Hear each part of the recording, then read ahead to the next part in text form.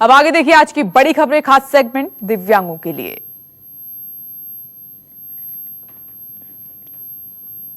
Delhi BJP को नया अध्यक्ष मिल गया है। पार्टी की मनोज तिवारी को उनके पद से हटाकर आदेश गुप्ता को नया प्रदेश अध्यक्ष बनाया गया है। बता दें कि मनोज तिवारी का कार्यकाल भी समाप्त हो गया था, जिसके चलते ये फैसला लिया गया।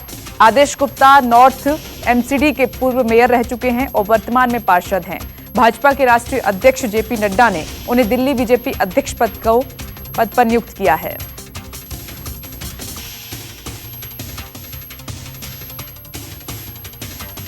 दिल्ली के उपराज्यपाल ने सजा समीक्षा बोर्ड की सिफारिश के बाद मनु शर्मा को रिहाई की अनुमति दी। उन्हें साल 1999 में जैसिका लाल हत्याकांड में दोषी पाया गया था। मनु शर्मा को 14 साल की कैद के बाद अच्छे व्यवहार के आधार पर तिहाड़ जेल से रिहा कर दिया गया है। बता दें कि दिल्ली सरकार के सजा समीक्षा बोर्ड ने तिहाड़ जेल में बंद जैसिका लाल हत्याकांड के दोषी मनु शर्मा की रिहाई पर फैसला पिछले साल टाल दिया था। उस समय अधिकारियों ने बताया था बोर्ड ने रिहाई से जुड़ी कई अन्य अर्जियों पर भी फैसला नहीं लिया है।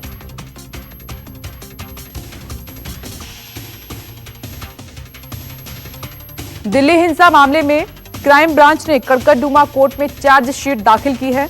दिल्ली पुलिस ने अपनी चार्जशीट में आम आदमी पार्टी के पूर्व नेता और पार्षद ताहिर हुसैन को मास्टरमाइंड बताया है।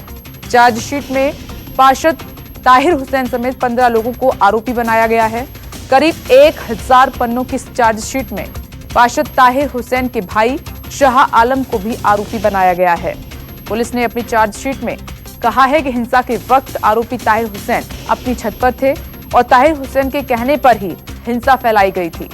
पुलिस के मुताबिक हिंसा कराने के लिए ताहिर ने 1 करोड़ 30 लाख रुपए खर्च किए थे। चार्जशीट के मुताबिक दिल्ली हिंसा की पूरी तैयारी पहले से की गई थी। ताहिर हुसैन ने लोगों से बात की थी और उसी वक्त तय किया गया था कि अब अमेरिका के राष्ट्रपति डोनाल्ड ट्रंप दिल्ली आएंगे, तब दिल्ली में हिंसा कराई जाएगी।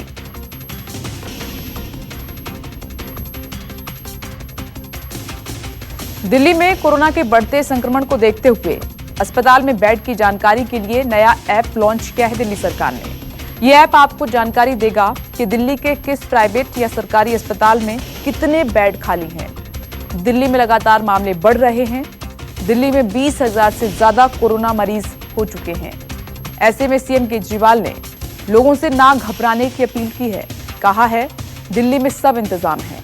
अगर किसी भी कोरोना मरीज को बेड की जरूरत पड़ेगी तो बेड, आईसीयू और ऑक्सीजन का पूरा इंतजाम है। ऐप लॉन्च करते हुए सीएम केजरीवाल ने कहा लोगों के सामने समस्या है कि उन्हें पता नहीं कि किस अस्पताल में बेड खाली है। ऐप समस्या दूर करेगा।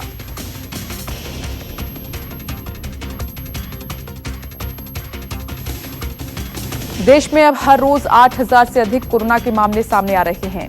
मंगलवार को स्वास्थ्य मंत्रालय की ओर से जारी रिपोर्ट के मुताबिक पिछले 24 घंटे में 8171 नए मामले सामने आए हैं और इस जानलेवा बीमारी की चपेट में आकर 204 लोगों की मौत भी हुई है। वहीं पिछले 24 घंटे में 3709 लोग ठीक हुए हैं। अब देश में कुल मरीजों की संख्या 1,98,706 है। इसमें से 5,500 से ज्यादा लोगों की मौत हो चुकी है। राहत की बात यह है कि करीब 50% यानी कि 95,527 मरीज कोरोना से जंग जीत चुके हैं। अभी देश में कुल एक्टिव केस की संख्या 97,581 है। पिछले कुछ दिनों में मरीजों के ठीक होने का आंकड़ा तेजी से बढ़ रहा है।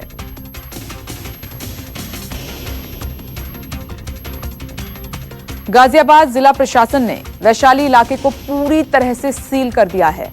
वैशाली इलाके में कोरोना के 31 मामले सामने आए थे, जिसके बाद पूरे इलाके को सील कर दिया गया है। वैशाली के कई इलाकों को कंटेनमेंट जोन भी घोषित किया गया है। वैशाली की एंट्री पॉइंट पर बैरिकेड लगाए गए हैं और भारी संख्या में पुलिस फोर्स तैनात कर दी गई है। इलाके में सिर्फ आवश्यक सेवाओं के लिए आवाजाही की इजाजत है।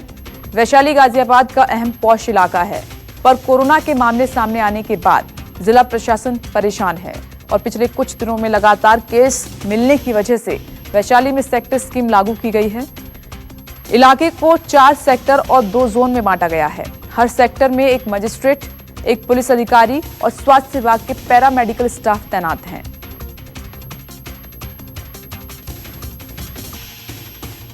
फ्लाइट में बीच की सीट पर बैठने के नियमों में बदलाव हुआ है। कोरोना वायरस संक्रमण से बचाव के लिए नए नियम लागू हुए हैं। केंद्र सरकार ने विमान कंपनियों के लिए नए दिशा निर्देश जारी किए हैं, जिसमें बीच वाली सीट के नियम बदल दिए गए हैं।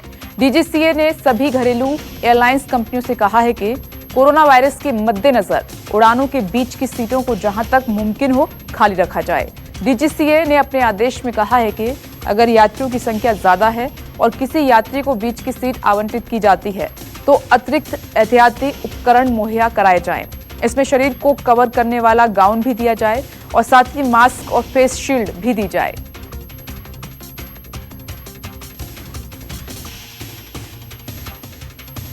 प्रधानमंत्री नरेंद्र मोदी ने सीआईआई के 125 वर्ष पूरे होने के मौके पर वीडियो कॉन्फ्रेंसिंग के जरिए संबोधित किया। पीएम मोदी ने कहा कि कोरोना संकट के बीच हमें देश के लोगों के जीवन को तो बचाना ही है, साथ ही साथ अर्थव्यवस्था को भी स्थिर भी रखना है। पीएम ने कहा कि कोरोना संकट के बीच देश में आर्थिक मोर्चे पर कई तरह की चुनौतियां हैं। केंद्र सरकार ने अर्थव्यवस्था में जान फूंकने के लिए आत्मनिर्भर भारत अभियान की शुरुआत की है। प्रधानमंत्री नरेंद्र मोदी ने अपने संबोधन में कारोबारियों को भरोसा दिया है कि वो उनके साथ हैं। पीएम ने कहा कि आप एक कदम आगे बढ़ाइए, सरकार 4 कदम आगे बढ़ाएगी। अपने संबोधन में पीएम मोदी ने आत्मनिर्भर भारत के निर्माण पर सरकार की सोच को सामने रखा। उन्होंने कहा कि देश अब लॉकडाउन को पीछे छोड़ चुका है। पीएम ने कहा कि आज से 3 महीने पहले देश में एक भी पीपी किट नहीं बनती थी, लेकिन आज रोज 3 लाख किट बन रही हैं।